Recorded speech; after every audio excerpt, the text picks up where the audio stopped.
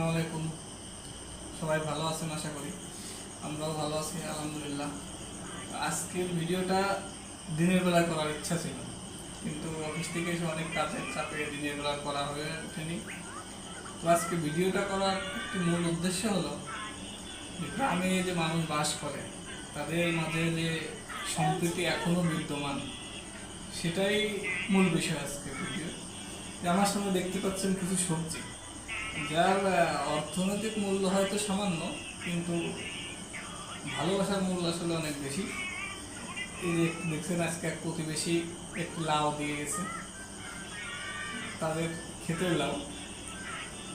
তো উনি দিয়ে গেছে, আমাদের এক প্রতিবেশী উনি একটা লাউ দিয়ে গেছে। আর একজন প্রতিবেশী আজকে দুইটা সবজি দিয়ে পাঠাইছেন বাসায়।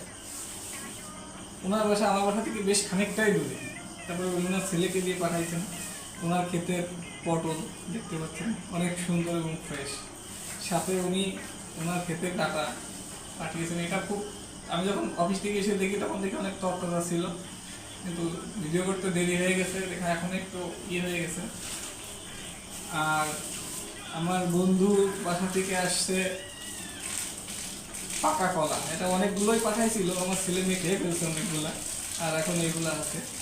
তো এগুলো আসলে সোশ্যাল মিডিয়ায় দেওয়ার একটাই উদ্দেশ্য, সেটা হচ্ছে যে আমরা যেখানে বাস করি প্রতিবেশীদের পারস্পরিক ভালোবাসা আমরা ভুলে গেছি। অনেকেই বলে এখনো নাই, সম্প্রীতি নাই, নষ্ট হয়ে গেছে। এক ধর্মের মানুষ অন্য ধর্মের মানুষকে ভালোবাসে না, বা তাদের ভিতরে আগের মতো সম্প্রীতি নেই। এই যে দেখছেন যে উপহারের ভিতর অর্ধেকের বেশি কিন্তু আমাকে অন্য ধর্মের মানুষ আমার বাসায় উপহার হিসেবে পাঠাইছে, ভালোবেসে পাঠাইছে।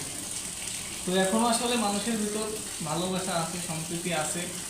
এটা যদি আমরা সবাইকে দিকে একটু নজর দিই, সবাইকে একটু ভালোবাসি, তো এই সম্প্রীতিটা থাকে। আমাদের বাংলাদেশের আসলে মূল যে বিষয় পারস্পরিক সম্প্রীতি, এটা কিন্তু এখনো আছে, এখনো নষ্ট হয়ে যায়নি।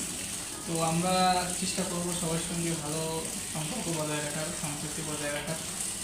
এটাই কিন্তু আমাদের ইহকাল এবং পরকাল দুইকালেই আমাদেরকে সুফল বয়ে আনবে।